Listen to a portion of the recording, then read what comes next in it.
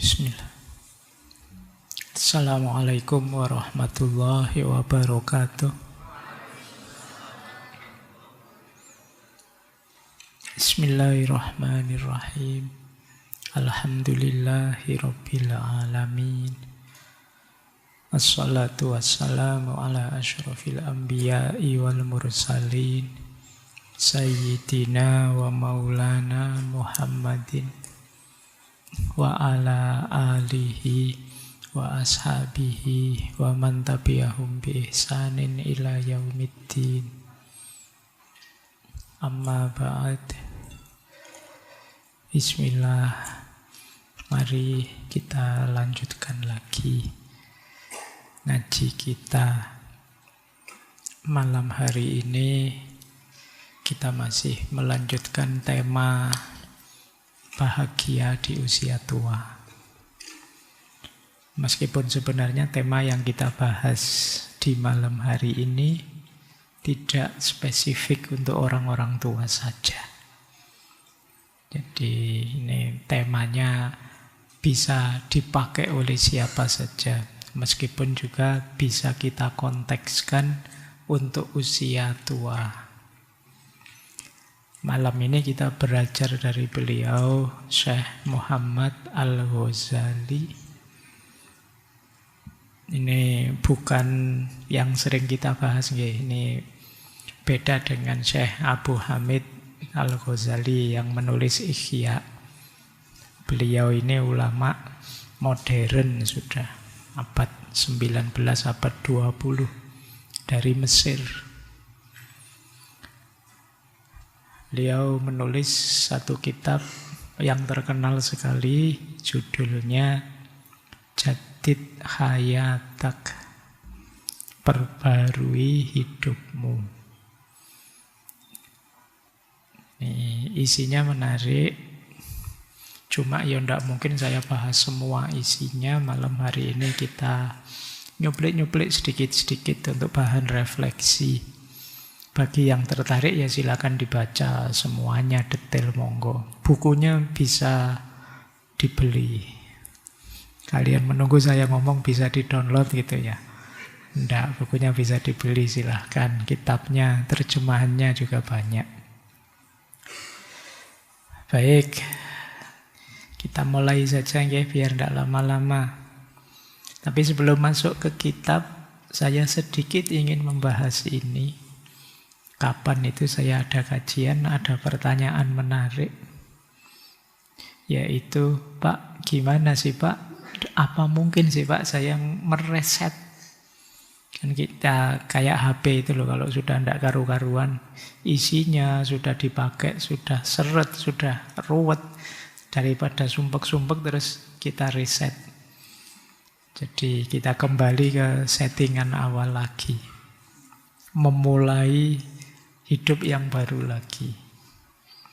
Saya sering ditanya juga oleh teman-teman, biasanya yang muda-muda, Pak, saya kalau begini bisa enggak Pak? Saya begitu, mungkin enggak Pak itu? Biasanya kalau masih muda saya jawab, ala jalan saja. Nanti kalau meleset ya balik lagi. Wong masih muda, coba saja menjelajah kemana-mana. Enggak usah terlalu banyak overthinking. Wong masih muda saja kok. Coba di situ, nanti kalau enggak cocok ya ganti. Kalau tidak cocok ya balik lagi. Kalau ruwet, seruwet-ruwetnya ya di-reset gitu aja. Nah, ini menarik pertanyaan meriset itu. Jadi gimana sih caranya meriset hidup itu? Gimana kita kayak di pom bensin itu kembali ke nol itu gimana caranya? Kalau saya yang pertama tentu saja kita harus berhenti sebentar. Tidak mungkin kita meriset sambil lari. Jadi kita mundur sebentar, luangkan waktu sebentar, terus hentikan sebentar rutinitas kita sehari-hari.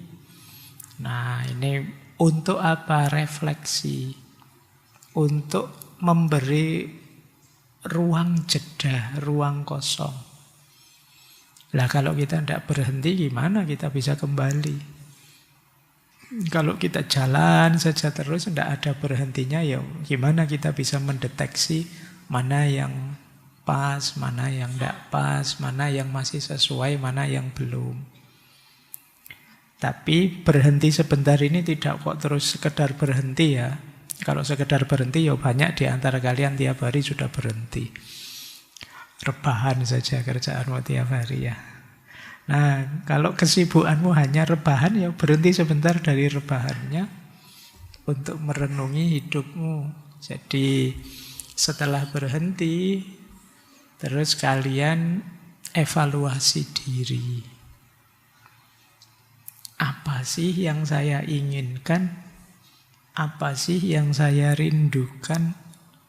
Mengapa kok saya rasanya tidak in dengan hidupku sendiri? Kenapa saya merasa hampa? Kenapa sih saya rasanya tidak berarti, tidak bermakna? Kok aku gelisah terus? Kok aku tidak nyaman bahkan dengan diriku sendiri? Setiap kali berkaca nonton diriku sendiri kok rasanya sewebelnya luar biasa. Misalnya kalau ada yang begitu ya. Nah, coba kalian evaluasi. Karena kadang-kadang kita itu menjawab apa yang aku inginkan saja tidak bisa. Jadi apa sih yang aku inginkan itu mikir, apa ya? Itu sih kita apa ya? Jadi karena kita tidak terlatih melakukan refleksi diri, membaca diri kita. Maka setelah tadi berhenti sebentar, terus evaluasi diri. Boleh sambil membawa catatan. Tidak usah malu-malu, tidak apa-apa bawa kertas, pulpen. Kalau males tidak ada kertas lagi, tidak ada pulpen di rumah karena selama ini pakai gadget, ya tidak apa-apa, gadgetmu diambil, dipakai. Untuk nulis, apa yang saya inginkan, apa yang ingin saya pertahankan dalam hidupku ini, apa saja yang harus saya lepaskan. Aktivitas apa yang harus saya hentikan. Aktivitas apa yang harus saya kurangi? Aktivitas apa yang harus saya mulai lakukan? Coba ya, latihan mulai refleksi seperti itu. Untuk dirimu sendiri. Tulis sejujur-jujurnya. Kalau untuk dirinya sendiri tidak pencitraan kan tidak apa-apa. Kalau diposting di medsos itu biasanya kamu ada pencitraannya mesti. Tapi itu tidak usah dibayangkan ini nanti diposting, dibaca orang banyak.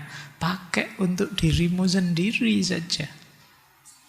Sejujur-jujurnya tentang dirimu. Kalau jelek bilang saja jelek, ngaku saja. Tidak usah cari-cari alasan. Kalau Pak saya itu ada aktivitas ini loh Pak, yang saya tahu ini sebenarnya tidak boleh. Ini sebenarnya, tapi orang sedunia tidak tahu. Tapi jujur saja pada dirimu Pak, ya ini tidak boleh sebenarnya. Ya, entah itu download video-video yang itu atau kamu sering apalah gitu, kamu ngerti lah sebenarnya, kamu sudah tahu. Tapi itu nanti taruh di daftar ya. Mana yang harus aku tinggalkan, mana yang harus aku tambahkan, mana yang harus aku pertahankan. Itu evaluasi diri. Terus kalau sudah, biasanya masih ada problem dengan yang sudah terlanjur melekat. Tapi kamu ingin melepaskan. Nah, ini mulai perjuangan. Perjuangan ketiga itu melepaskan beban lama. Menaruh bebanmu yang menurutmu tidak relevan lagi. Apakah itu hubungan? Apakah itu kebiasaan? Apakah itu pola pikir bahkan, termasuk pekerjaan. Jadi ini kalau dulu kita belajar hidup minimalis, ini decluttering. Jadi kalau ada apapun di hidup kita yang tidak penting, sisihkan saja. Ya nanti itu bisa ditulis lagi ya di daftar. Lepaskan beban lama. Coba dicek ya, yang paling membebani pikiranmu dan tidak produktif. Sisihkan dulu. Jadi yang ini Pak saya tiap hari overthinking tentang ini saja. Dan tidak progres dan tidak produktif juga, pinggirkan saja dulu. Jadi ini namanya melepaskan beban lama, termasuk hubungan. Hubungan itu dengan teman, dengan sahabat. Pak, teman saya ini toksiknya luar biasa. Pak, sumpek aku Pak. Ya sudah, pending dulu. Bukan berarti tidak berteman lagi. Ambil jalan untuk melepaskannya. Ya nanti kalau kembali lagi, kalau kalian sudah hebat lagi, sudah kuat. Tapi harus berani melepaskan. Kalian yang tidak berani melepaskan ya akan tetap dengan beban lama yang tidak selesai-selesai. Oke, ini kalau di tasawuf itu ada istilah taholli, pembersihan, bersih-bersih. Termasuk sekedar pikiran. Kalau sudah yang keempat, ini tahalli, mengisinya dengan hal-hal yang positif. Yang pertama apa? Tentukan arah. Jadi tentukan ulang arahnya. Kalian ingin apa sekarang? Ingin menuju kemana? Nilai-nilai apa yang ingin kalian tegakkan sejak sekarang? Nah misalnya, Pak, mulai sekarang saya ingin lebih soleh misalnya. Nah, mulai sekarang saya ingin lebih intelek lagi. Mulai sekarang saya ingin lebih tenang, lebih sabar. Jadi itu memberi arah pada hidupmu sendiri. Karena hidup yang tanpa arah itu ya kamu sulit mengevaluasinya. Ini maju apa mundur ya? Ini progres apa regres saya itu? Tapi kalau kamu punya arah jelas, oh ini saya maju karena saya lebih dekat dengan tujuanku. Maka menentukan arah jadi kunci. Saya agak sakit-sakitan Pak, mulai sekarang saya akan memulai hidup sehat. Makanan sehat, olahraga, kebiasaan yang buruk ditinggalkan misalnya. Ini namanya meriset dengan menentukan ulang arah yang ingin kita tuju. Baik, jadi cirinya kalian sukses di yang nomor 4 ini, kalau ditanya orang, keinginanmu apa, tujuanmu apa, kalian bisa jawab. Tapi kalau kalian masih bingung jawabnya, kalian belum sukses di yang nomor 4 itu. Berarti kalian masih belum punya tujuan hidup. Baik, itu yang keempat. Yang kelima, tadi kan punya tujuan. Tentu saja lakukan aktivitas untuk sampai pada tujuanmu. Mulailah dengan hal-hal dan kebiasaan kecil. Buatlah rutinitas-rutinitas baru dalam konteks arah tujuanmu tadi. Ya, jadi Pak, saya ingin lebih soleh. Nah, misalnya mulai besok saya menambah rutinitas baca buku-buku agama. Atau mulai nambah zikir. Kemarin saya kalau sholat tidak ada zikirnya Pak. Sekarang saatnya beli tasbih terus zikir kalau habis sholat. Nah gitu. Itu kecil saja ya, tapi jangan besar-besar. Kenapa kecil saja? Karena kalau besar itu biasanya tidak bertahan lama, sudah macet sudah. Ambil kecil-kecil, nanti nambah lagi, mungkin bulanan, bahkan mungkin tahunan baru nambah. Tidak masalah. Lakukan aktivitas-aktivitas kecil diistiqomai. Ini nanti akan membangun karaktermu. Daripada aktivitas-aktivitas besar yang tidak ngukur kemampuan dirimu. Jadi tadi kayak saya pengen jadi orang soleh Pak, padahal kemarin sholat saya masih bolong-bolong, tapi mulai sekarang saya sholatnya harus full, ditambah sholat sunnah, tambah sholat malam, tambah sholat duha, tambah, aku tidak yakin. Tetap macet itu di tengah jalan. Dari tidak pernah ngaji Pak, saya sekarang tidak pernah ngaji, mulai besok saya ingin memulai ngaji lagi, minimal seminggu sekali lah khatam, saya tidak yakin sudah.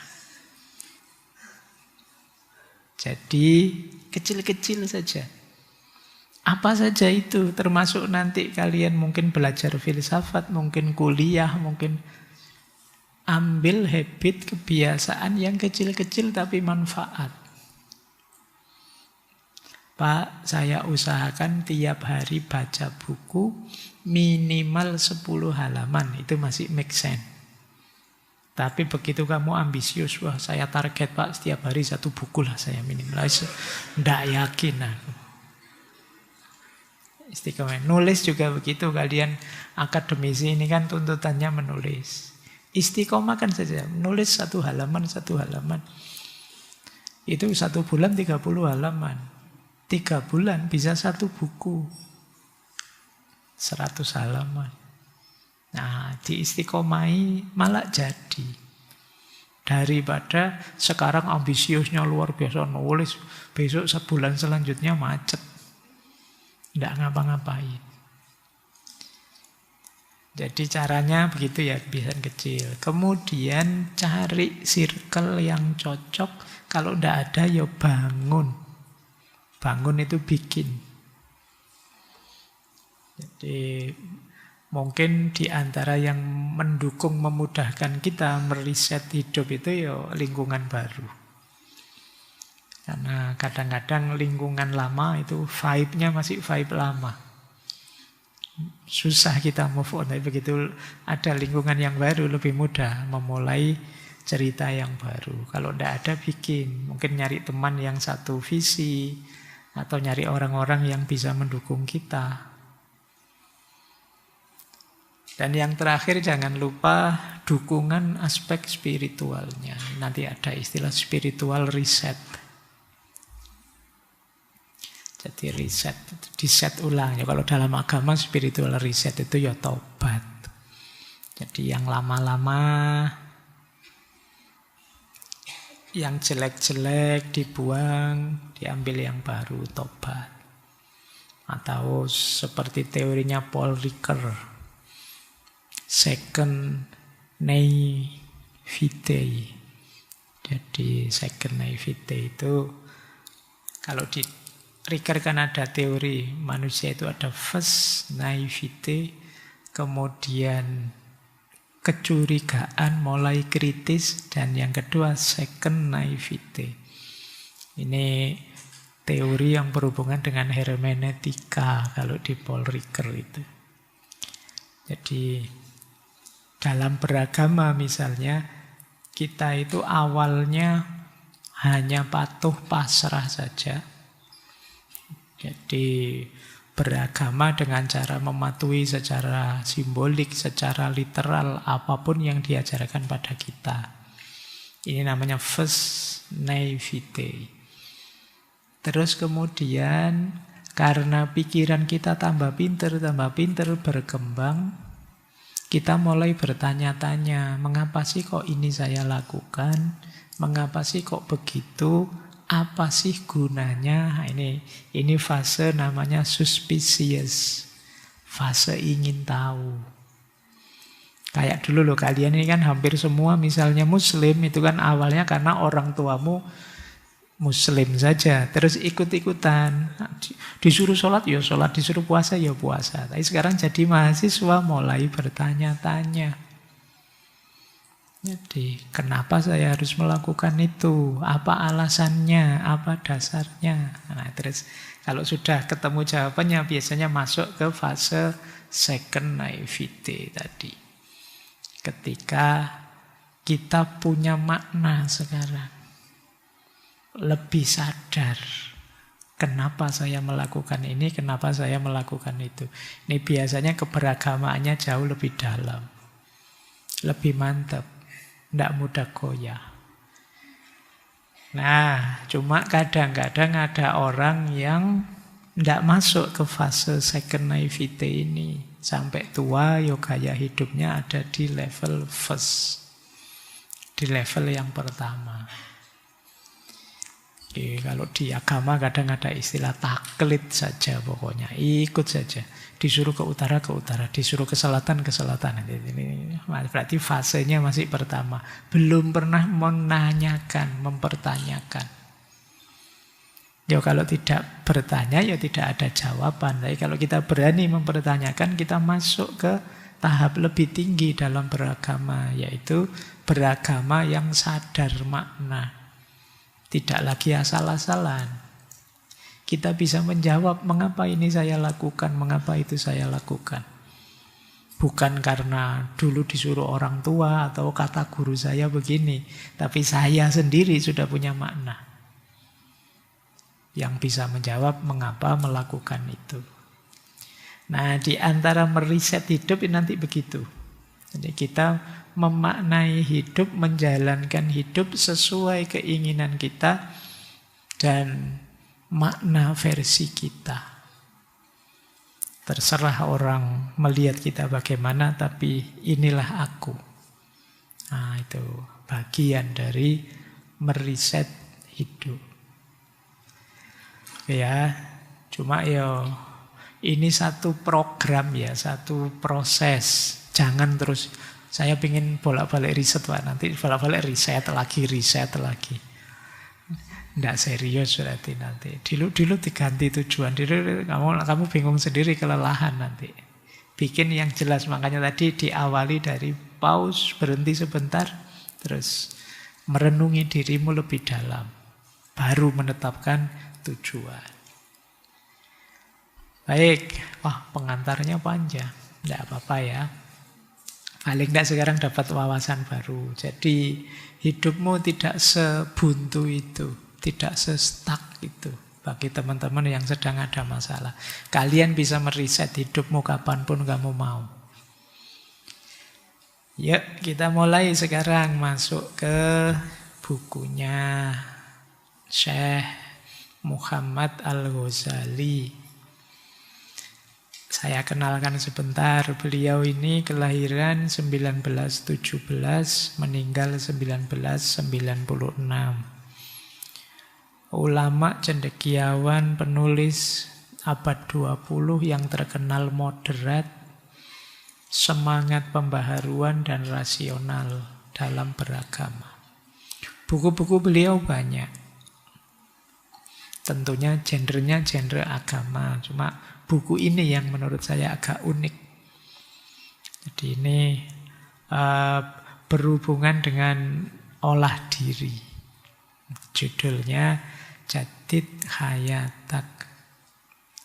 Ada yang bilang beliau sesuai namanya banyak dipengaruhi oleh Imam Ghazali juga. Nama beliau Ghazali banyak dipengaruhi Imam Ghazali, khususnya dalam konsep-konsep tentang pembersihan jiwa.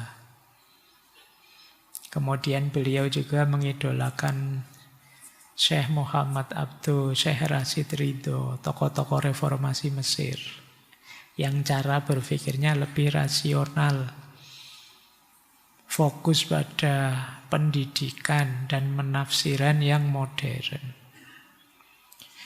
Nah, khusus buku Jadid Hayatak ini, beliau terinspirasi sebenarnya oleh bukunya Dale Carnegie. Teman-teman mungkin pernah baca buku ini, khususnya yang ikut MLM biasanya ya. Buku berpikir berjiwa besar itu ya. Cuma buku ini yang menginspirasi Syekh Muhammad Al-Ghazali nulis buku ini, buku yang judulnya How to Stop Worrying and Start Living. Cuma beliau mengarahkan pada wawasan-wawasan, memberi kerangka keislaman terhadap gagasan-gagasan ini.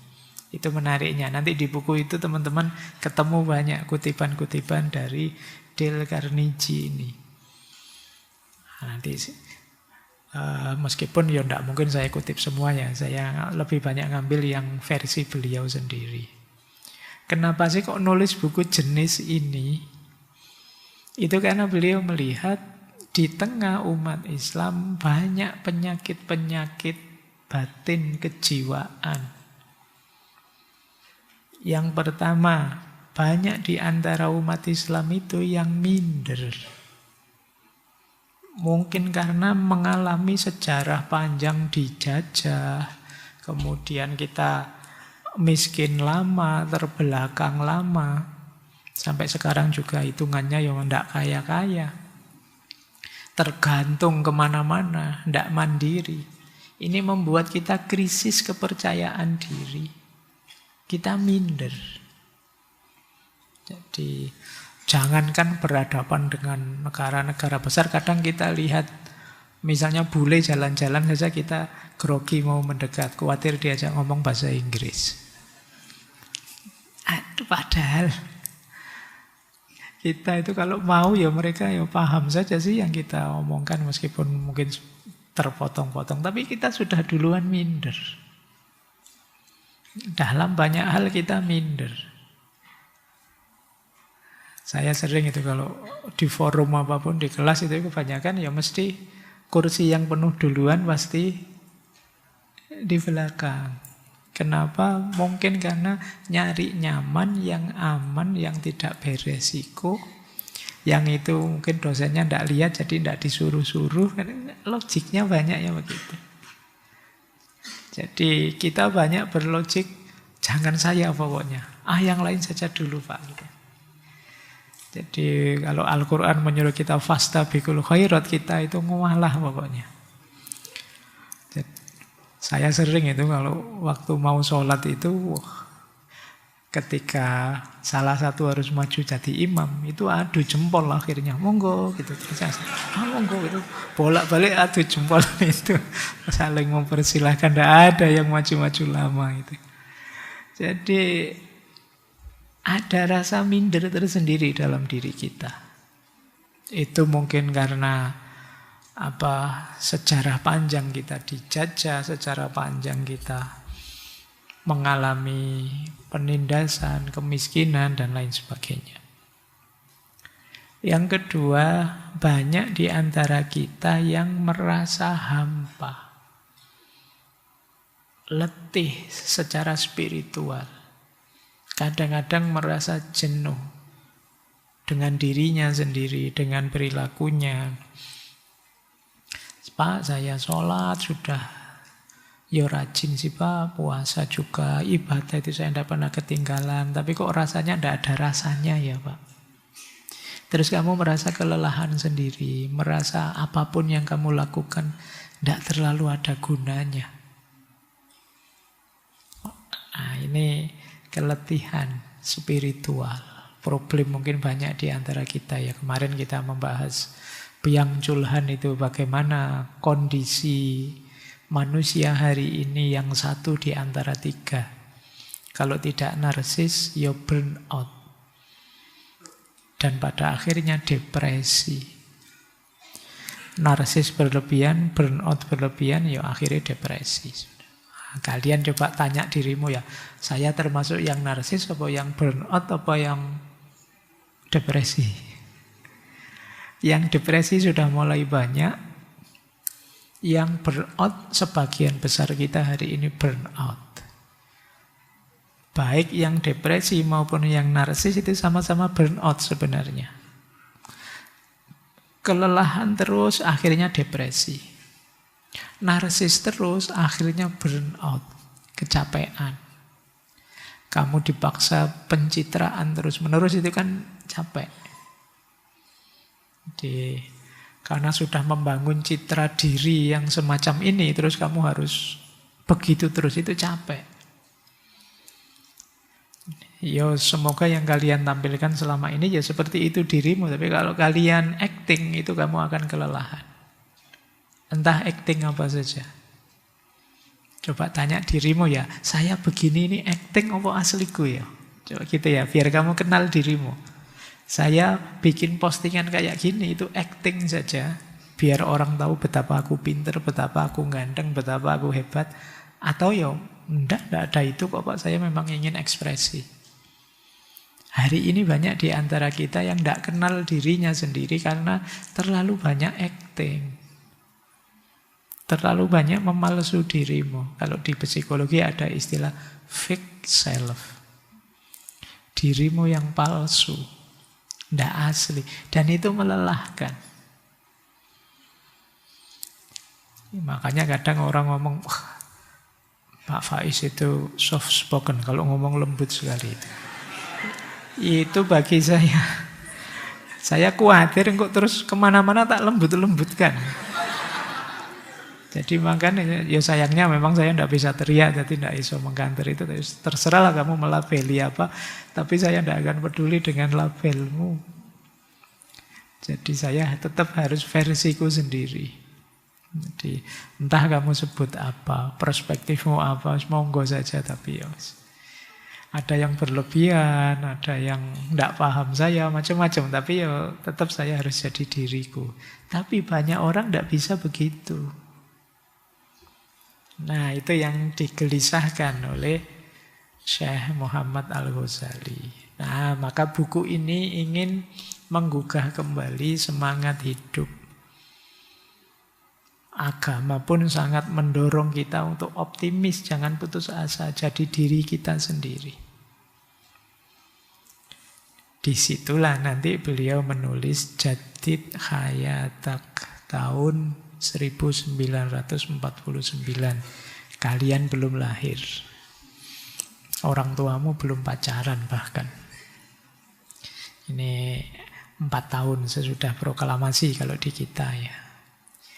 Ya kita eksplor beberapa ya dari kitab ini. Mungkin banyak yang bisa jadi inspirasi kita. Sebenarnya beberapa isinya mungkin teman-teman sudah paham, sudah tahu. Jadi materi malam hari ini sebenarnya sebagian besar teman-teman sudah tahu. Problemnya bukan sudah tahu atau belum, tapi bagaimana menjalankannya.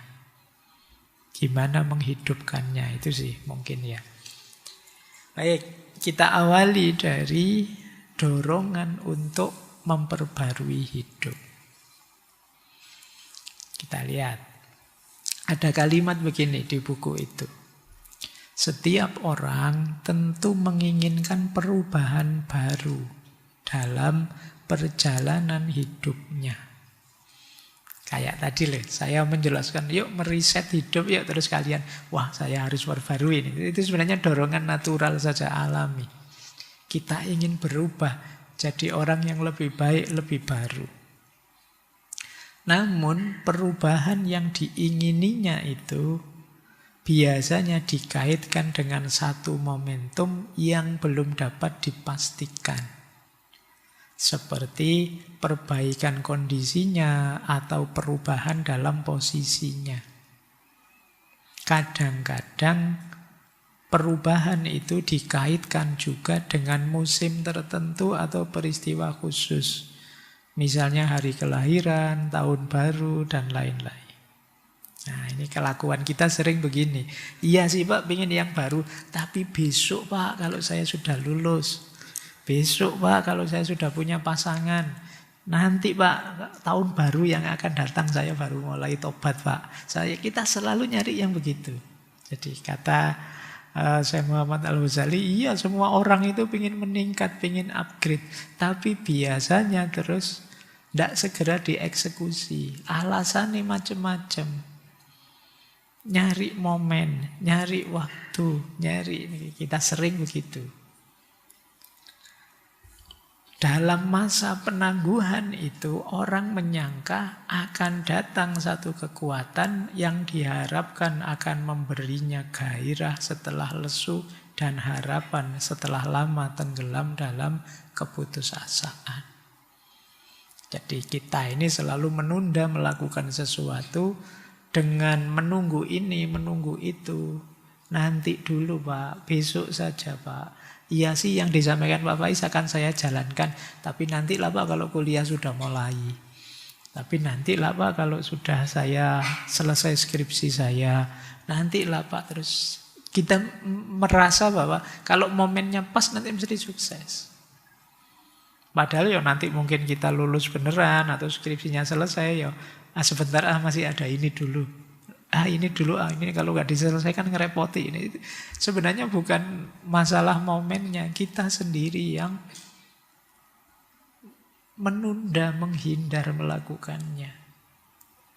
Momen dan lain-lain itu biasanya alasan saja.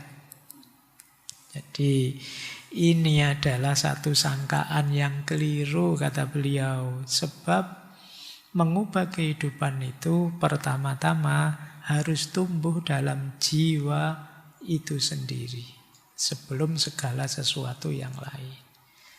Jadi ayo tumbuhkan dalam dirimu, jalankan eksekusi. Jangan terlalu banyak mencari-cari alasan. Kita kan sering begitu. Kita tahu sih sebenarnya harus segera dijalankan. Tapi kan, kalimat tapi ini kadang-kadang membuat kita menunda apapun. Iya Pak, saya tahu itu baik, tapi kan, nah itu terus.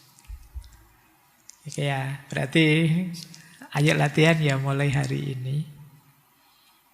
Apapun niat keinginan diri kita untuk berubah jadi baik, eksekusi saja segera, tidak usah nunggu alasan macam-macam. Mungkin sering saya ceritakan ya. Jadi salah seorang guru saya itu ngasih tahu saya bahwa kapanpun ada kerenteknya hati, ada desir di hati kita untuk melakukan kebaikan, itulah sebenarnya cahaya dari Allah. Itulah sebenarnya petunjuk dari Allah. Itulah sebenarnya terkabulnya doa kita setiap kali kita membaca surat Fatihah itu, ihdinas siratal mustaqim. Ya Allah, tunjukkan aku jalan yang lurus. Di antara caranya Allah mengabulkan itu, diberi isyarat hati kita, digerakkan hati kita untuk ingin melakukan kebaikan ini, kebaikan itu. Tapi terus kita seperti tadi, tiba-tiba saya kok ingin sedekah ya ke anak-anak yatim sebelah rumah itu, kasihan. Tapi begitu ada ini terus, tapi nanti saja wong yo masih banyak waktu. Ini namanya menunda eksekusinya. Biasanya kalau sudah begitu terus tidak jalan. Itu pun kita tiap hari masih berdoa, ihdinas siratal mustaqim, ihdinas. Itu Gusti Allah yang sudah ngasih tanda bolak-balik itu mungkin lama-lama jengkel juga. Sudah dikasih jalan yang lurus, petunjuk, dicuekin. Dikasih lagi, dicuekin. Itu masih minta lagi, minta lagi. Ayo kita mulai membiasakan diri setiap kali ada desir gerak hati untuk kebaikan, sesegera mungkin dieksekusi. Tentu saja semampu kita. Baik, ini dorongan alami tapi sering kita tunda. Lanjut ya. Biasanya apa yang membuat kita menunda-nunda? Keraguan dan kecemasan. Jadi kita itu, ini kalau bahasa anak hari ini ya, sering overthinking. Pikiran kita kemana-mana. Pertimbangan kita banyak. Ini ada yang bilang cemas dan ragu itu kadang penyakitnya orang pinter. Pertimbangannya macam-macam, mau melakukan ini saja itu. Suwi nih. Makanya orang pinter-pinter itu kalau rapat lama biasanya. Oh no, usulnya macam-macam. Padahal cuma urusan kecil segitu saja. Kenapa? Pertimbangannya banyak. Bagus sih pertimbangan banyak. Tapi kalau jatuhnya ragu dan cemas, jadinya malah tidak produktif. Kita mau memutuskan apa saja itu terus. Mau jalan-jalan, dipikir detail. Ini nanti pakai apa ya? Yang jumlah kecelakaan paling kecil naik apa? Itu sampai ke situ mikirnya. Apa kereta saja atau pesawat atau mobil. Kalau mobil nanti bla bla bla bla capek. Tapi sekarang kan ada jalan tol. Apa kereta saja. Kereta juga nanti kalau tabrakan sakit itu besi semua itu. Pikirannya sampai ke sana-sana. Naik pesawat itu tidak selamat itu. Kemarin ada ramalan tanggal sekian jangan pesen pesawat itu. Pikiranmu tidak karu-karuan. Ini yang membuat kita terus ragu, cemas. Pikiran yang agak parno sering ngajak kita menuju kemungkinan terjelek. Itu yang membuat kita cemas. mau ngaji sih, tapi nanti kalau hujan gimana? Ini saya agak pilek ya. Terus saya pilek. Kalau terus pilek, terus padahal besok kuliah sudah mulai, berarti saya sakit, berarti nanti tidak masuk kuliah. Kalau tidak masuk kuliah, awal di absen dosennya tidak ada, nilai saya jelek. Kalau nilai saya jelek, nanti wah saya tidak bisa lulus terbaik. Pekerjaan susah mesti nanti kalau saya tidak lulus terbaik tuh. Pikiranmu bisa sampai ke sana. Jadi mikirnya panjang. Nah itu makanya kadang-kadang yang sudah sangat dewasa, pinter, pikirannya panjang itu nikahnya lama biasanya. Pertimbangannya macam-macam itu kalau sudah mau nikah. Nanti kalau begini gimana, kalau begitu gimana, yo susah. Kadang anak kecil-kecil itu lebih berani, tiba-tiba saja nikah mereka siap. Gitu. Kalian yang sudah dewasa itu ruwet biasanya mikirnya ya. Oke. Nah nanti saya Muhammad Al-Ghazali ngutip tadi Dale Carnegie. Coba deh kalau kalian kok punya kebiasaan overthinking begitu, coba tanyakan 3 hal. Yang pertama coba tanya, seandainya ini saya jalankan, apa sih akibat yang paling buruk? Oke deh, akibat paling buruk itu, siaplah saya, tak siap-siap menerima akibat paling buruk itu. Itu yang kedua. Kemudian lakukan hal-hal yang meminimalisir akibat paling buruk itu. Sudah selesai. Pak, misalnya ya, mungkin pola contoh tadi nikah yang putri-putri. Gimana nanti saya nikah ya? Saya enggak bisa masak gimana nanti saya nikah? Kegelisahanmu itu. Nah sekarang mulai dihitung biar enggak overthinking terus di situ. Coba tanya, seandainya tidak bisa masak beneran, efeknya apa kira-kira? Karena itu dihitung. Oh berarti nanti sering GoFood mesti ya, sering beli apa, kita ingin jadi gitu. Dihitung saja. Kira-kira suaminya rela enggak ya kalau dikasih tahu. Kalau suaminya rela kan no problem, enggak masalah. Kemudian bisa sedikit diatasi. Oke lah, saya siap lah nanti kalau ada orang tanya bisa masak apa enggak, mungkin disindir orang. Mulai sekarang tak siapkan mental. Terus mulai sekarang saya latihan sedikit-sedikit lah masak-masak air, apa masak apa. Nah, itu yang ketiga. Kalau sudah kita siapkan pelan-pelan begini, aman sudah. Dieksekusi jalan gitu loh. Kalian ada ketakutan apa saja, coba tanyakan. Kira-kira efek paling jeleknya apa? Oh kalau cuma itu, bismillah siaplah saya tak. Persiapan semaksimal mungkin menghadapi itu. Selesai. Jadi ya ini caranya kita kalau dilanda banyak kecemasan. Bukan berarti tidak boleh berpikir, tidak boleh mempertimbangkan. Tapi jangan berlama-lama di situ. Karena manusia itu biasanya senang berandai-andai. Nanti kalau begini gimana? Kalau begitu gimana? Kan selalu begitu. Jalan saja nanti kalau ada kasus ya dipikir belakangan. Baik, kita lanjutkan. Ini masih panjang. Kalau sudah bebas dari kecemasan, langkah kedua apa? Optimisme. Jadi optimislah. Apapun yang kalian rencanakan akan sukses. Optimis ini nanti berhubungan dengan mindset kita, cara pandang kita terhadap hidup. Jadi, bahwa hidup ini banyak masalah, iya. Banyak problem, iya. Apalagi orang Indonesia. Masalahmu numpuk-numpuk, ngitungnya susah. Jadi kita hidup tidak hanya dari viral ke viral hari ini kan. Dari banyak viral ke banyak viral lagi.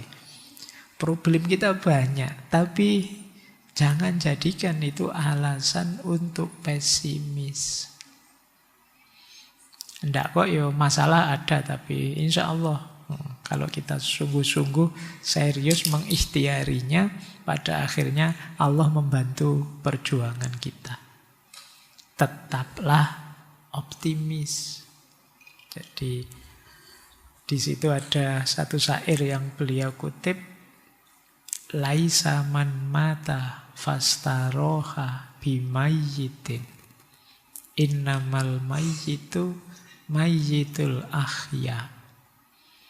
Innamal mayyitu mayyishu kathiban kasifa balahu qalilar rojai. Jadi orang yang mati dan beristirahat, jadi orang yang mati kemudian tidak tentu saja selesai jalan hidupnya, sebenarnya itu bukanlah mayit yang sejati, kata beliau. Sesungguhnya mayit yang sejati itu orang yang belum mati tapi sudah seperti orang mati. Jadi orang yang mati dalam hidupnya.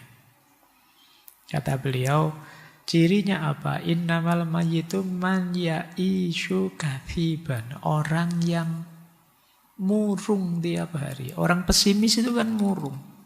Masam mukanya dan tidak punya harapan. Oh, tiap hari merengut saja. Iya, kita tahu sih tiap orang ada masalah, tapi kan akan selalu ada sisi positif, sisi nikmat dalam hidup kita kok. Jadi tidak patut kita hanya merengut saja, seolah-olah Allah itu tidak memberi setitik pun kebahagiaan dalam hidup kita. Bahkan nanti kata dulu kita bahas ya, Syekh Hasan Al-Basri itu cirinya orang akhlaknya baik, yang paling kelihatan itu mudah senyum, murah senyum. Orang murah senyum itu menampakkan rasa syukur, menampakkan kegembiraan dia bisa menikmati hidup. Tapi banyak orang yang merengut terus. Kita ketemu itu jadi tidak enak sendiri. Kan kalau kalian ketemu orang kok terus merengut saja, itu kan kita di dekatnya juga tidak nyaman. Kita dekat orang marah juga tidak nyaman. Tapi dekat orang yang ramah, yang senyum, kita juga rasanya nyaman. Tapi banyak orang yang hidup tapi rasanya kayak mati. Dia merasa orang paling malang di dunia, merasa bahwa dirinya itu paling susah sendiri, merasa. Ini orang yang kathibah, murung. Diajak ngomong tidak bisa sudah. Temannya bergurau tidak bisa. Indonesia kayak gini kamu masih bergurau gitu. Ini susah kita. Mengkeret kamu sudah digituin, ya kan? Jangan banyak ketawa, mengeraskan hati kamu itu. Mengkeret lagi kamu. Jadi kayak ayolah optimis. Jadi wong Allah itu sangat cinta, sangat sayang dengan kita dan ada banyak sekali nikmat yang dianugerahkan ke kita. Masalah iya banyak, bahkan masalah itu pun bagian dari anugerahnya Allah untuk membuat kita kuat, membuat kita tangguh, untuk menguji sejauh mana kualitas diri kita. Jadi optimisme nanti lawannya putus asa. Putus asa berarti menganggap hidup ini sudah selesai. Saya tidak mungkin sukses lagi. Saya tidak punya harapan lagi. Kalau dalam Islam putus asa itu disetarakan dengan kufur. Kenapa putus asa itu disebut orang yang kufur? Karena orang putus asa itu orang yang lupa bahwa Allah itu ada. Kalau orang ingat Allah itu ada, tidak mungkin dia putus asa. Karena apa sih yang tidak mungkin kalau Allah menghendaki? Optimislah karena Allah masih ada. Apapun itu keinginanmu. Kalau kalian ingin Indonesia emas Pak 2026. Itu ya. Semoga diamini saja Bang yo, doa yang baik. Siapa tahu. Siapa tahu nanti ada peristiwa besar apa itu negara yang lain-lain kacau, tinggal Indonesia saja misalnya. Oke ya. Jadi ayo optimis. Bagaimana kita bisa memperbarui hidup kita kalau kita tidak optimis? Jadi kalau kita merasa tidak mampu, tidak bisa, putus asa, ya tidak mungkin kita memperbarui hidup. Optimislah bahwa kita bisa. Lanjut. Selain optimis, tentu saja jangan berhenti belajar, tapi belajar dapat ilmu yang tidak sekedar untuk diingat dan dihafalkan. Ilmu yang berefek dalam hidup kita, ilmu yang berdimensi amal.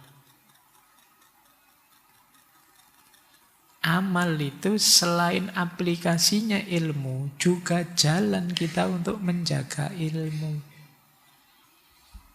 Jadi, gimana cara kita menjaga ilmu? Dengan menjalankannya. Ini yang kalau orang Jawa punya rumus, ngelmu kuwi kelakone kanthi laku. Laku itu membuat pemahaman kita utuh. Kalian misalnya ya, tentang pernikahan. Sebanyak apapun kalian baca buku pernikahan, tapi kalian tidak menjalaninya, tetap akan lebih dalam wawasannya, pemahamannya yang sudah menjalani langsung. Jadi nanti mungkin kalau referensimu banyak, begitu menikah kaget sendiri. Kok tidak sama ya kayak yang di buku-buku. Kemarin kamu ngajinya mantap sekali. Wah, haknya suami, kewajiban istri. Wajah detail, begitu jalan. Tidak bodoh. Beda ya Pak sama di buku-buku. Itu dunia konkret tidak selalu sama dengan dunia teoritis. Maka ilmu itu mengalami penyempurnaan dalam laku. Jangan berhenti di ilmu saja. Kalau kata Imam Syafi'i kan begitu. Bahwa semua manusia itu hancur. Kullun nas halikun illal alimun. Setiap orang itu akan hancur kecuali orang-orang alim, orang berilmu. Tapi setiap orang berilmu, kullul alim halikun, hancur juga kecuali amilun, kecuali orang yang mengamalkan ilmunya. Dan pada akhirnya orang beramal juga akan hancur kecuali yang ikhlas. Amal kalau masih banyak pamrihnya ya efeknya negatif juga, belum optimal juga.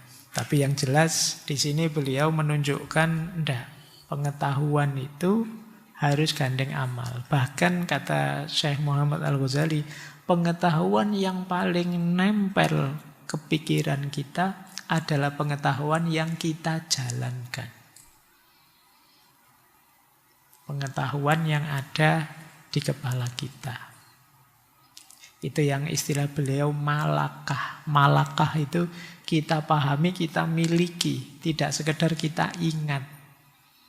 Banyak pengetahuan yang hanya kita ingat. Berarti tidak nyambung dengan kehidupan konkret kita. Itulah kenapa mahasiswa semester 5, meskipun sudah semester 5, kalau ujian semester 1, saya tidak jamin lulus.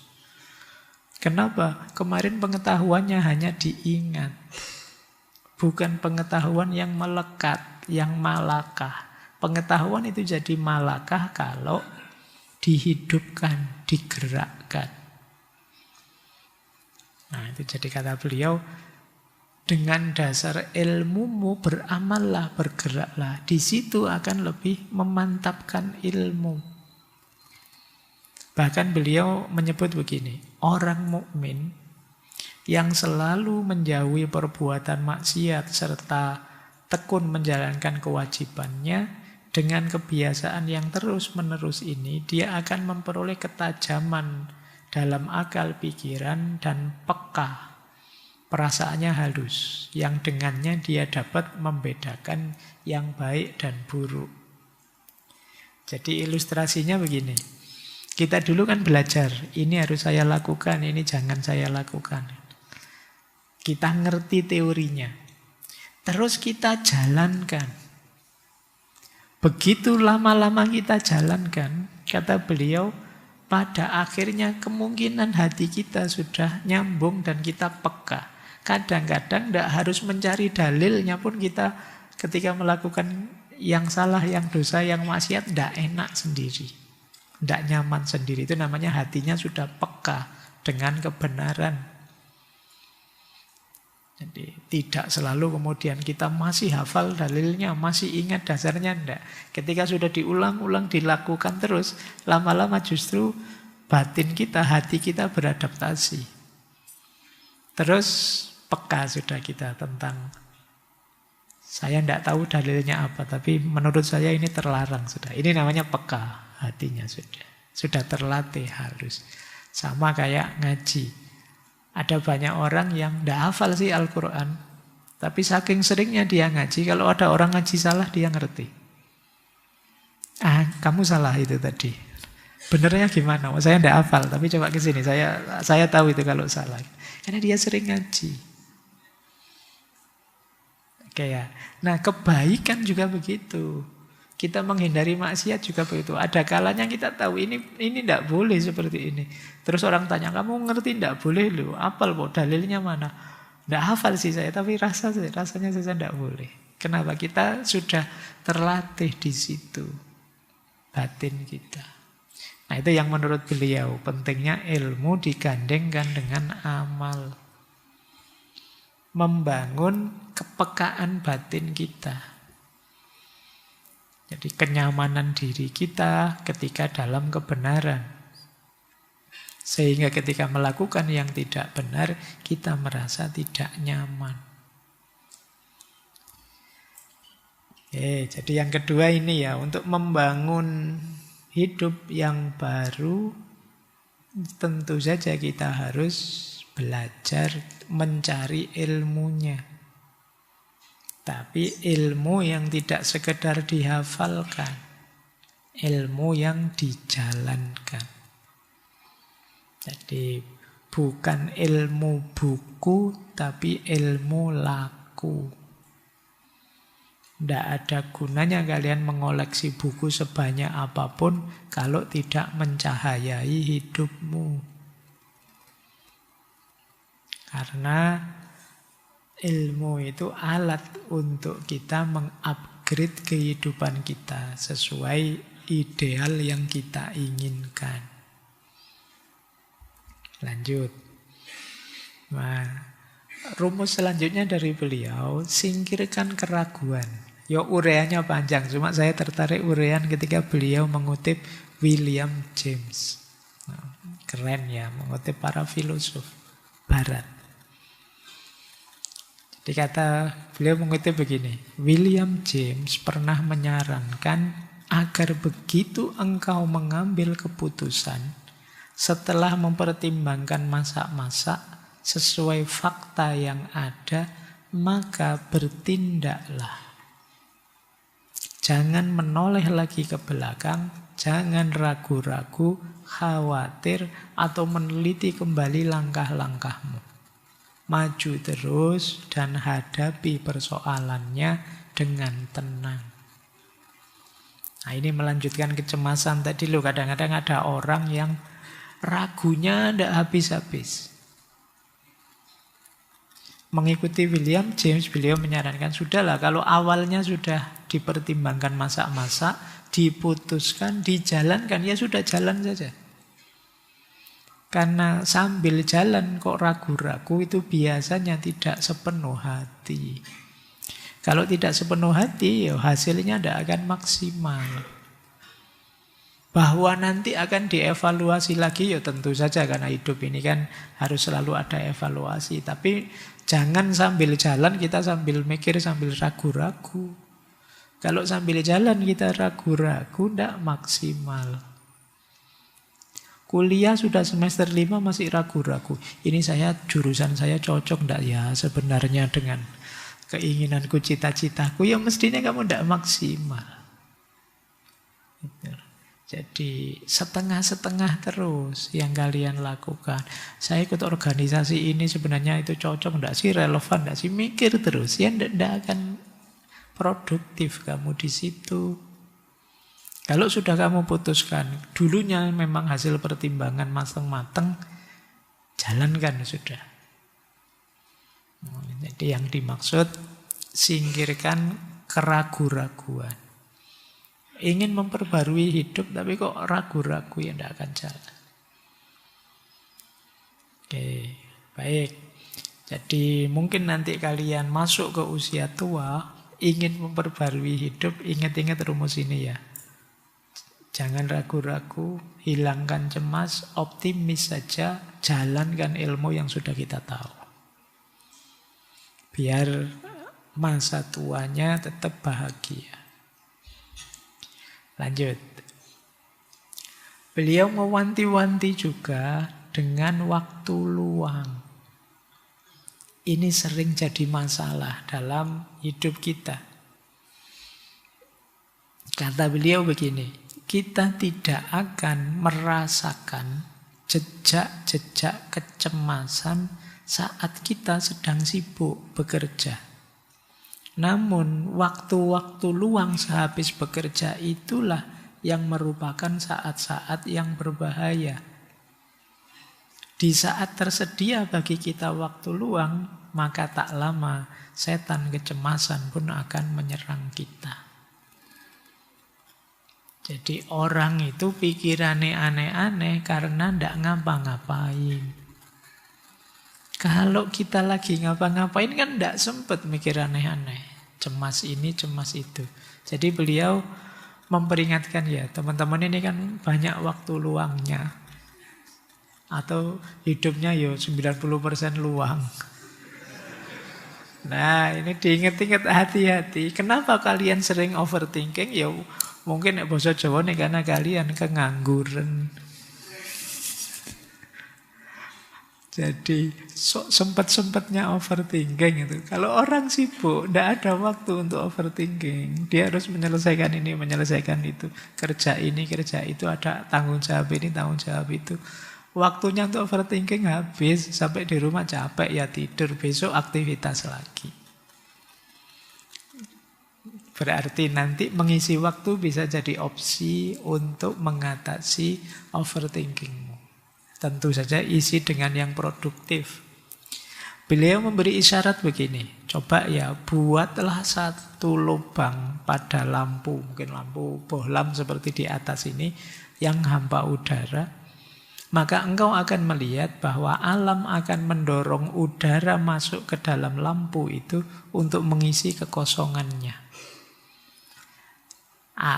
Semula bohlamnya hampa udara, tapi begitu kita kasih lubang sedikit, berebutan udara akan masuk. Itu seperti jiwa kita. Begitu juga alam akan segera mengisi jiwa yang kosong. Diisi dengan apa? Ya biasanya dengan perasaan-perasaan. Mengapa? Karena perasaan-perasaan cemas, takut, dendam, dengki itu akan mendesak dengan kekuatan yang asli dan keras, yang mungkin memporak-porandakan kesejahteraan jiwa kita dan menetap di akal pikiran kita. Jadi seperti kalau ada ruang hampa udara tiba-tiba diberi lubang sedikit, itu ya udaranya akan cepat-cepat masuk semua ke situ dan sesak sudah. Seperti kita, kalau kita sedang beraktivitas, itu tidak ada waktu, tidak ada luang untuk masuknya pikiran jelek, iri, dengki, benci. Tapi kalau kita banyak tidak ngapa-ngapainnya, kemungkinan muncul hal-hal yang mencemaskan, hal-hal yang menggelisahkan kita, hal-hal yang itu bisa dicek ya, pikiran-pikiran jelek kita itu biasanya munculnya ya karena kita tidak ada kesibukan yang lebih penting dari itu. Tiba-tiba mikir apa, kadang ya menghayal aneh-aneh, kadang ya itu karena kita tidak ngapa-ngapain. Mulai besok ya bikin jadwal agak ketat biar tidak overthinking. Yang produktif lah, yang tidak harus gadget lah. Apa gitu, mungkin nanam-nanam apa memelihara apa. Bantu-bantu teman bersih-bersih kamar kos, ya tidak apa-apa. Itu paling tidak kan ada aktivitas. Jadi bahayanya waktu luang. Apalagi sesama yang punya waktu luang terus ketemu. Wah, itu obrolannya habis ke timur, ke utara, ke barat, ke selatan itu terus ini kita tadi ngobrol apa ya enggak jelas semua. Itu kita mesti hasilnya begitu. Jadi ayo beliau mengingatkan kita bahayanya waktu luang. Lanjut. Ini juga sering jadi masalah kita. Hal-hal kecil yang kita beri porsi terlalu besar sering mengganggu perbaikan diri kita. Di buku itu saya kutipkan cerita, ini seorang admiral dari Amerika, dia terkenal penjelajah kutub, khususnya kutub selatan.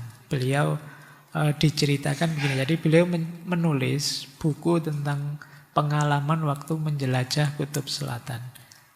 Jadi beliau melihat anak buahnya, orang-orang di sekelilingnya itu padahal di suhu yang sangat dingin yang mengancam nyawa itu sering disibukkan oleh hal kecil daripada mikir gimana caranya biar selamat tidak mati.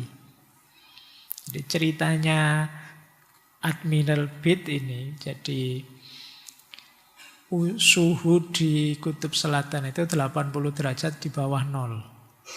Jadi salah kostum innalillahi sudah. Salah ruang innalillahi. Tapi beliau cerita, orang-orangku itu selalu bertengkar kalau ada seorang dari mereka melebihi batas waktu tidur yang jadi giliran temannya. Kemudian ada juga yang muak dengan temannya karena kalau makan terlalu banyak mengunyah, bersuara lagi, itu menjengkelkan. Terus gegeran karena yang kecil-kecil itu. Yang tidak penting, padahal nyawanya setiap detik terancam. Di hal-hal kecil seperti itu sanggup merampas akal orang-orang yang sangat disiplin pada ketaatan dan ketertiban. Jadi hidup ini terancam, sewaktu-waktu kita bisa mati, kata dia. Tapi orang-orang yang diributkan kok hal tidak penting itu. Jadi hal-hal penting yang diberi porsi terlalu besar. Bukan berarti itu tidak masalah. Iya masalah. Tapi ini loh ada masalah yang jauh lebih besar. Yang dianggap kecil saja. Yang sering diuraikan kan misalnya ya kalau di kita itu ekologi, masalah lingkungan. Itu kan orang anggapnya tidak terlalu penting. Pembahasannya juga mungkin tidak seintens kalau orang bahas politik. Padahal itu mengancam nyawa kita bisa sewaktu-waktu. Tapi kita tidak peduli itu. Asik bahas isu-isu kecil.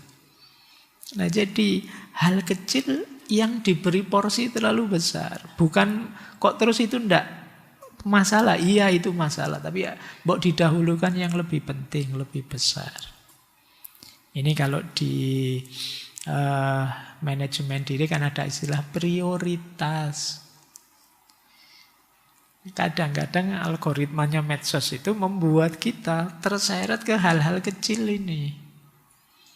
Lupa ada problem-problem yang lebih penting, lebih besar.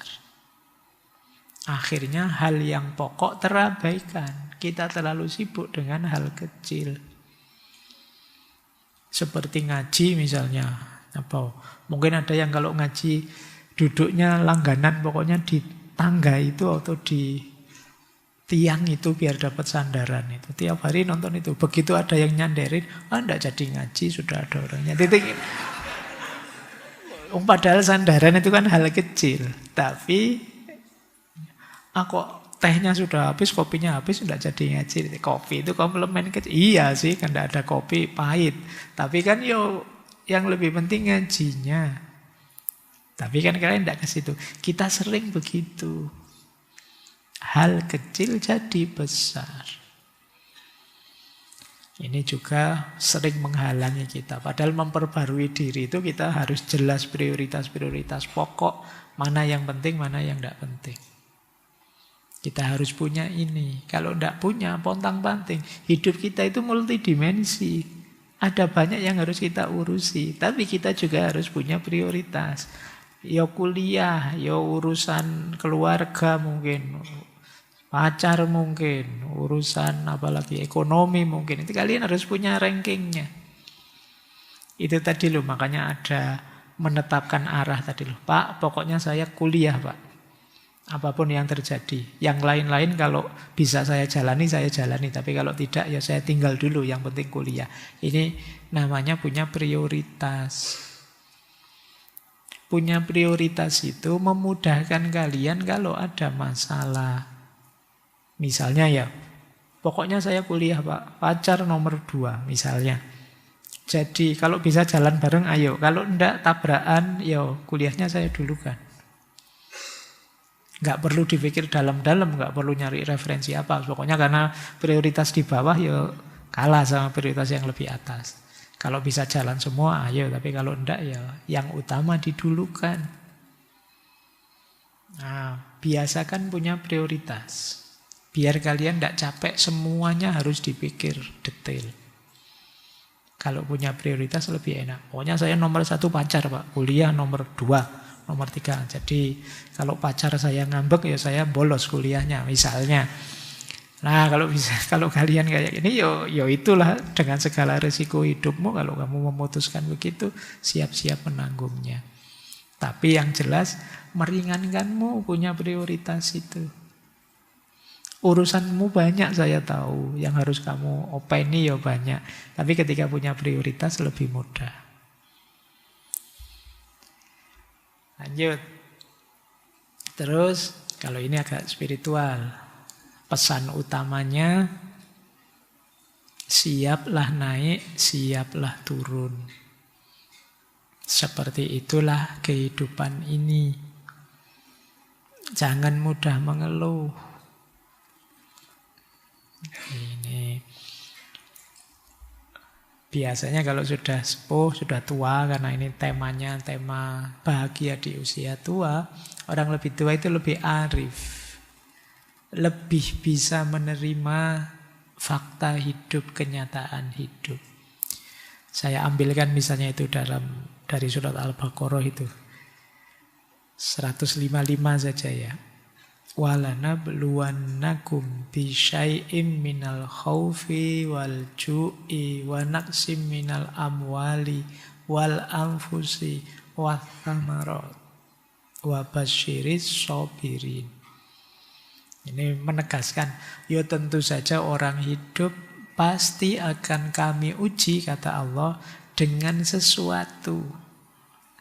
Kalimat bisyai'in itu menunjukkan ujian itu sebagian kecil saja di dalam hidup kita. Tidak besar. Bisyai'in.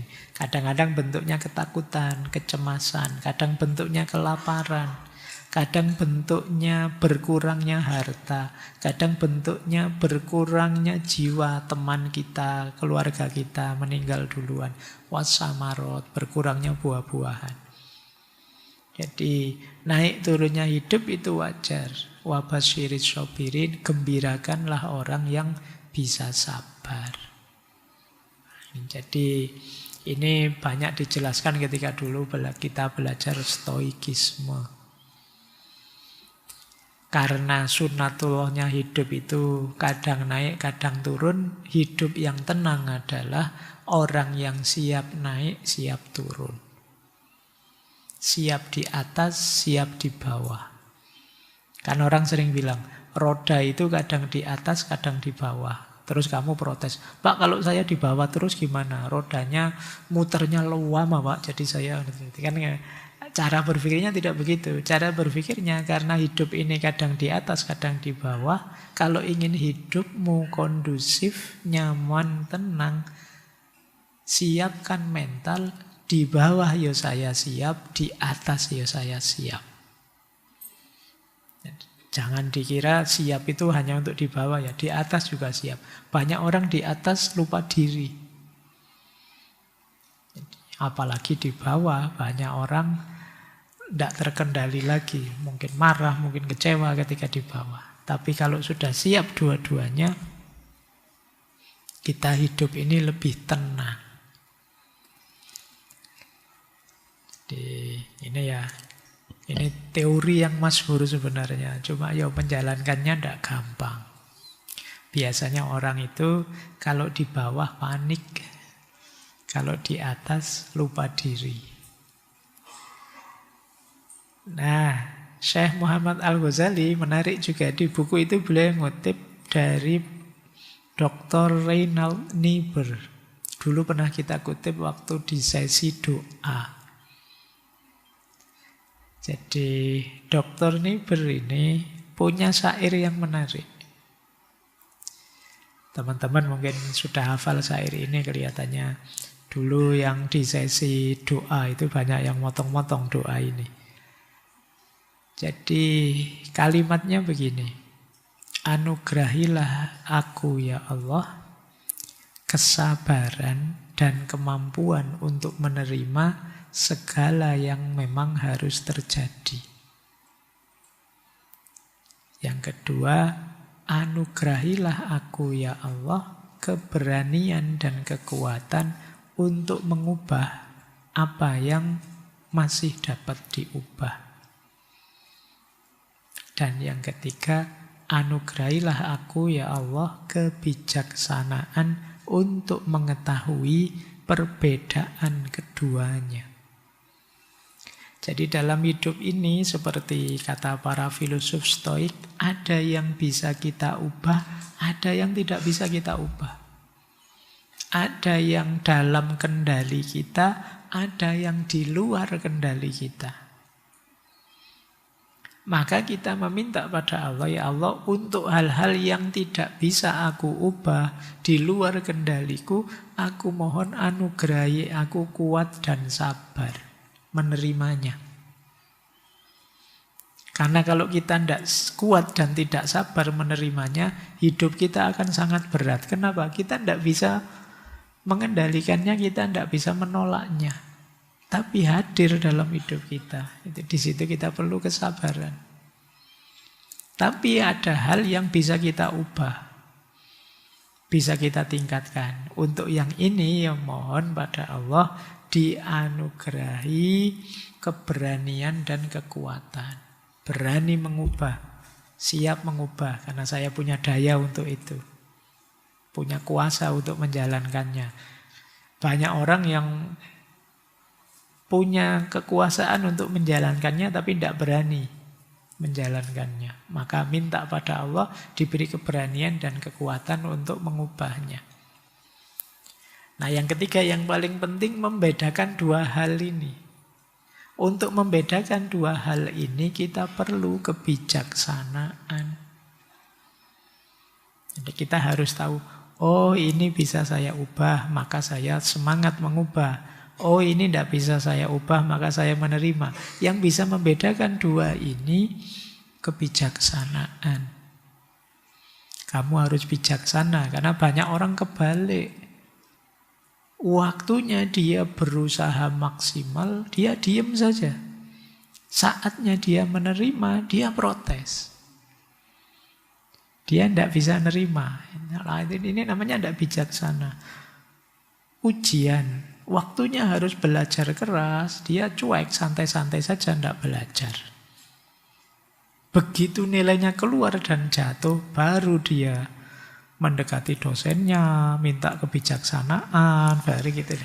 Padahal itu saatnya dia menerima, dia malah gerak. Kemarin saatnya dia gerak untuk belajar, dia malah diam saja. Ini orang menyebutnya tidak bijaksana. Ya. Saatnya nembak, diam saja. Begitu diambil temannya, stres. Mulai sekarang panik. Ya kemarin diam saja. Itu namanya tidak bijaksana. Nah, ada doanya. Berdoalah minta kebijaksanaan. Oh, kamu jadi filosof nanti. Karena filsafat cinta kebijaksanaan. Ya, kita lanjutkan. Yang penting juga ketika kita ingin memperbaiki hidup kita, memperbaiki diri adalah menjaga diri.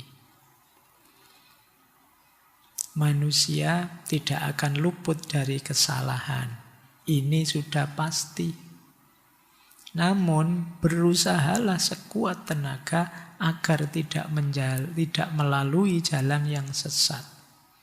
Seandainya melaluinya juga, mungkin karena tekanan atau tipuan, maka berusahalah agar tidak hanyut di dalamnya. Kembalilah dari arah mana datang begitu kesempatan ada secepat-cepatnya.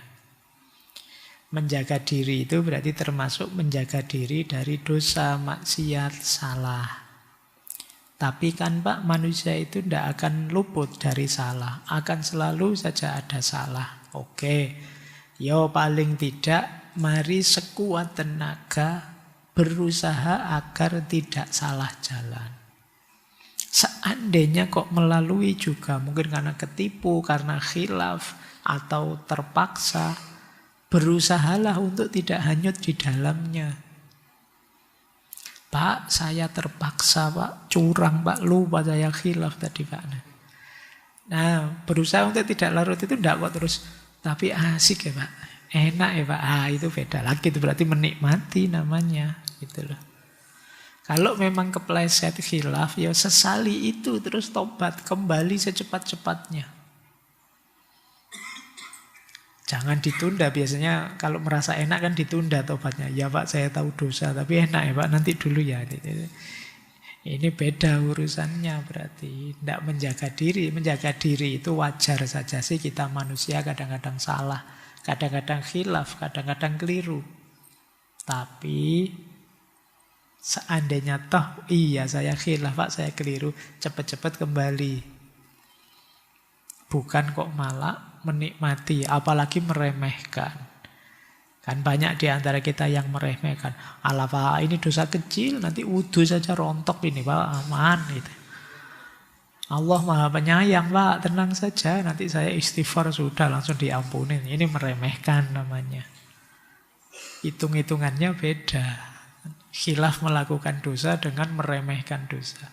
Meremehkan dosa inilah nanti kan ada hadis itu, tidak ada dosa kecil tapi diulang-ulang.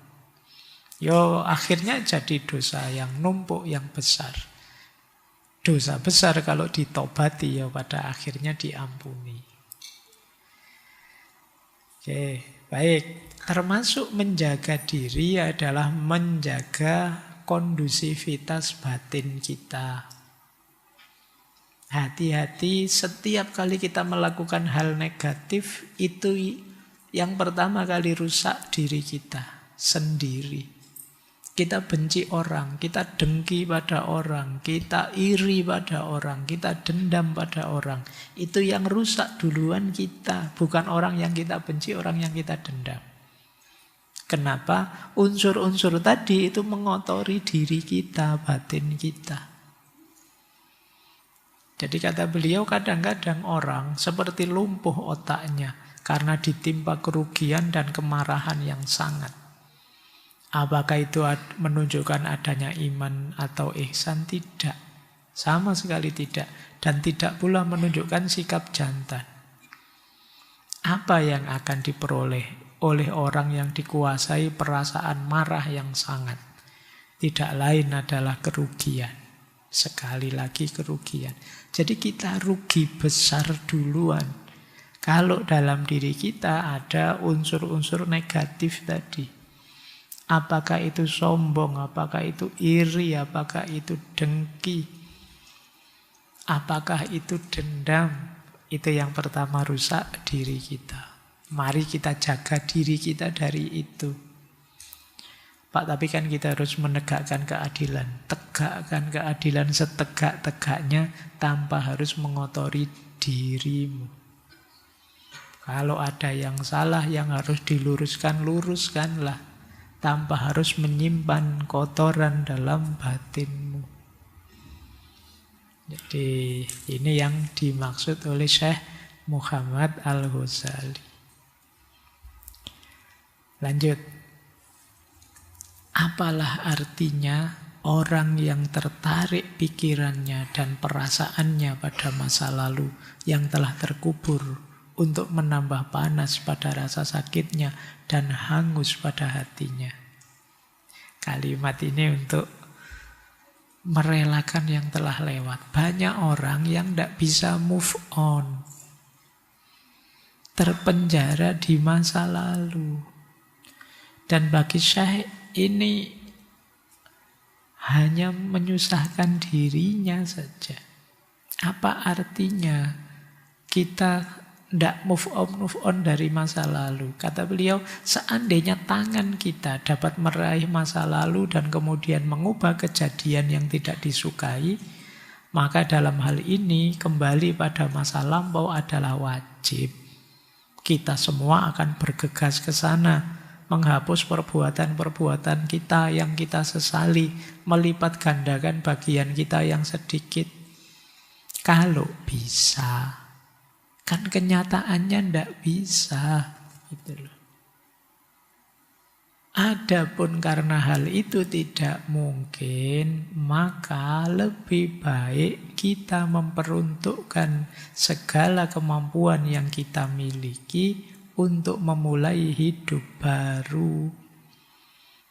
Maka hanya di dalamnya lah ada pengganti. Kita itu kan sering sekali ingin kembali ke masa lalu. Dulu coba ya saya begini, saya begitu. Terus kita tidak move on, tidak gerak-gerak. Terpenjara di masa lalu. Kata Syekh, kalau bisa kita kembali ke masa lalu, ayo kita kembali ke sana, diperbaiki semuanya. Tapi faktanya kan tidak bisa. Kecuali di film ya. Kalau di film bisa, tapi dalam hidup nyata kan tidak bisa. Lah terus ngapain kita menghabiskan waktu untuk hal-hal yang tidak mungkin? Ayolah kita fokus hari ini saja sudah. Kita perbaiki, kita cari gantinya yang lebih baik. Yang sudah lewat, mari jadi pelajaran hidup. Relakan yang sudah lewat. Kalau itu bentuknya negatif, kita istighfar, kita tobat, tidak mengulanginya lagi. Kalau itu bentuknya yang positif, kita jadikan penguat, kita jadikan pelajaran untuk kita hidupkan lagi saat ini. Cuma itu yang bisa kita lakukan. Nah, terus kunci memperbarui hidup lagi adalah mindset yang positif. Cara pikir yang positif. Tadi ada optimis, kalau ini lebih positif. Setiap urusan itu tunduk pada anggapan seseorang. Jika engkau mau, ia dapat engkau jadikan sebagai pembersih dan engkau lega. Dan kalau mau, dia dapat engkau jadikan pembinasa dan engkau marah. Pikiran kita itu bisa menentukan cara pandang kita menentukan hidup kita. Itu yang disebut mindset. Kalau kamu serba negatif cara pandangmu, hidupmu negatif, pahit. Tapi kalau positif cara hidupmu menyenangkan. Jadi ngaji ini bagi mungkin yang mindsetnya negatif akan ada sangat banyak yang membuat tidak kerasan ngaji. Tapi yang mindsetnya positif akan nemu banyak hal yang positif. Ada hadis itu yang dikutip oleh Syekh. Jadi satu hari Nabi menjenguk ada seorang Arab Badui yang sedang sakit demam. Beliau menghibur orang sakit ini, semoga penyakitmu segera sembuh dan menjadi penawar dosamu. Orang Badui itu terus jawab, ini demam ini sangat mendidih, sangat panas. Saya sudah tua. Paling ini sebentar lagi saya mati. Jadi kalimatnya seperti itu. Jadi ini demam yang sangat panas menimpa orang tua, menyeret ke liang kubur. Nah Nabi ketika dengar orangnya mengeluh begitu, Nabi lalu berkata, kalau kamu bilang begitu, itu yang akan terjadi. Jadi, ini yang disebut mindset. Jadi kita itu sering karena kecemasan tadi, cara berpikir kita terus negatif.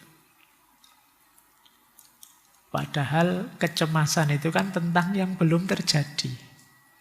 Karena cara berpikir kita negatif, jadi kita mungkin besok kita memang sengsara. Tapi orang cemas itu sengsaranya sejak sekarang.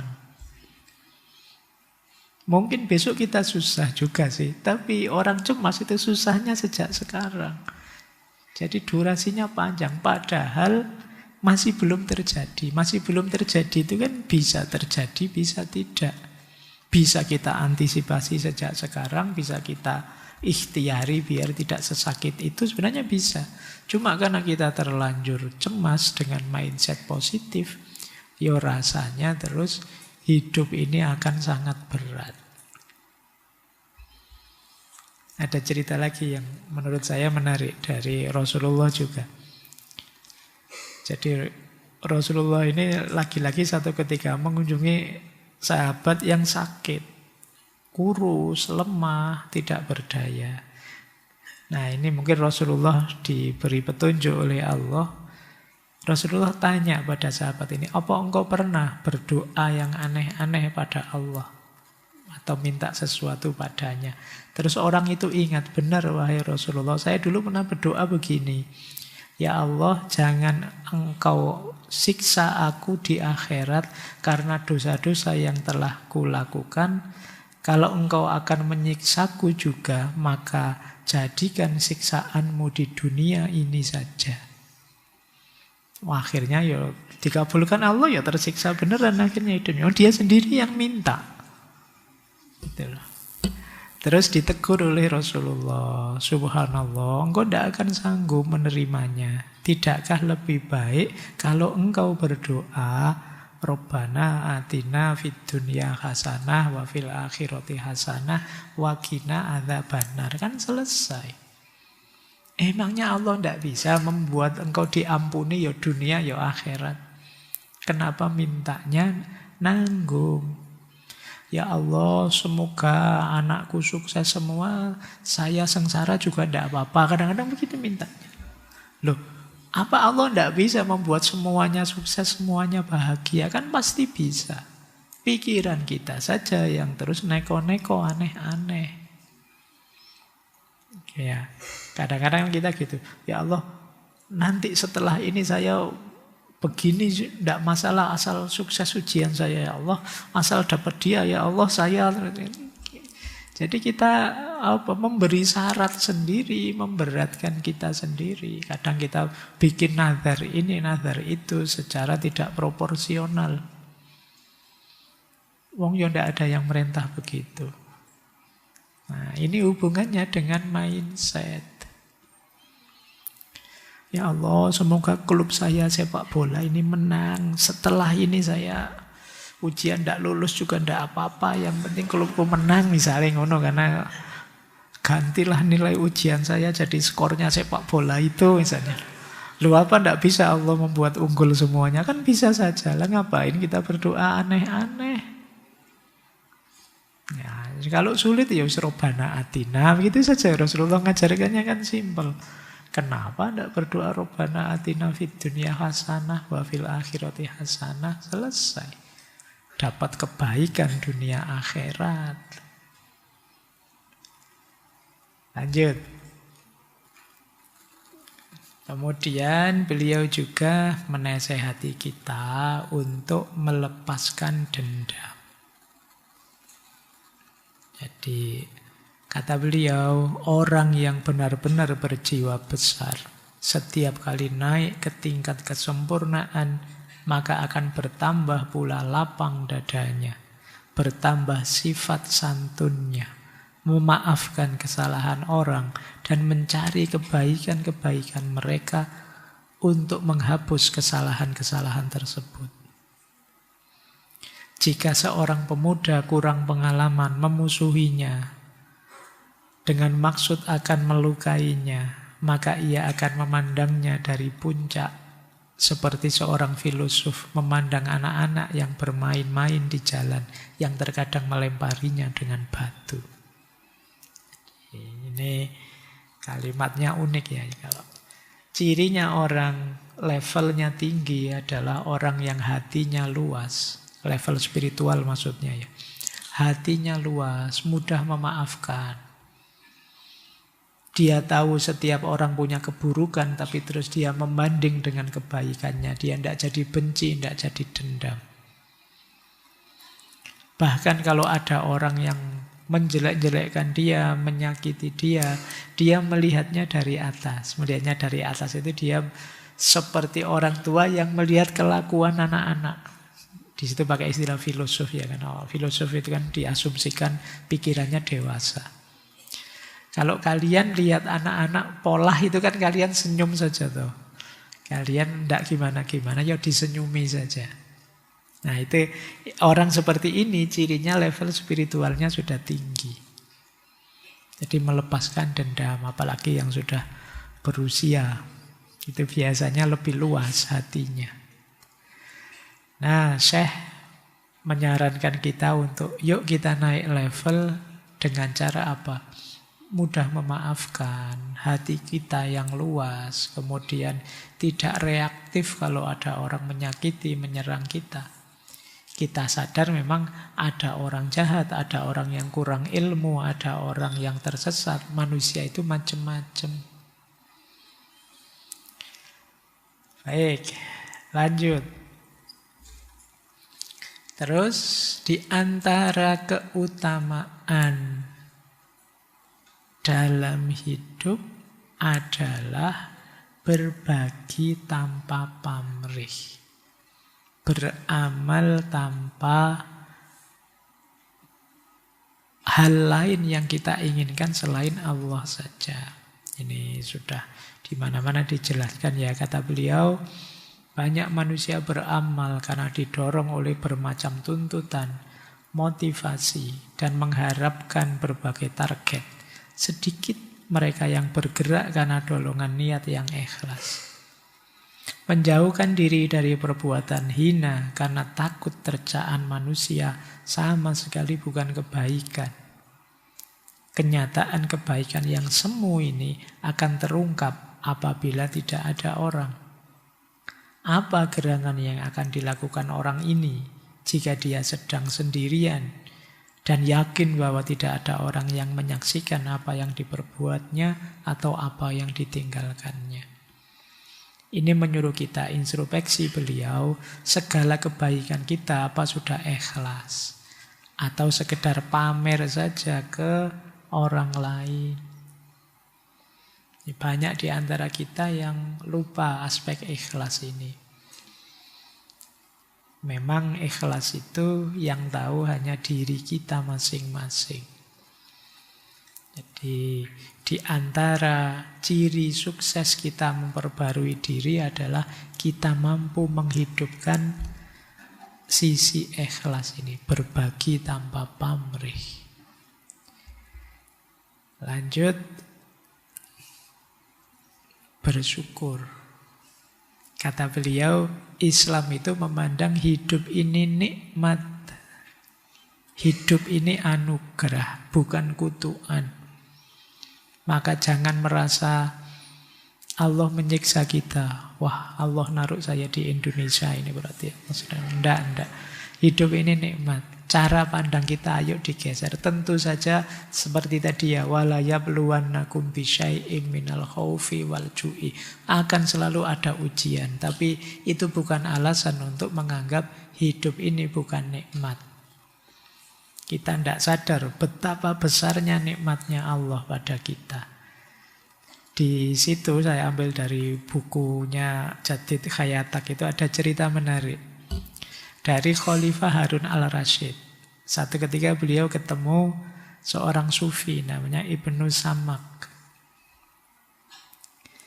Nah, Khalifah Harun al-Rasyid kan senang belajar. Ketemu sufi ini beliau minta, wahai Syekh, beri saya petuah. Lalu Ibnu Samak berkata, wahai Amirul Mukminin, seandainya minuman, karena saat itu di depan khalifah ada minuman. Minuman ini dihalangi dari Tuan. Maukah Tuan menebusnya dengan kerajaan Tuan?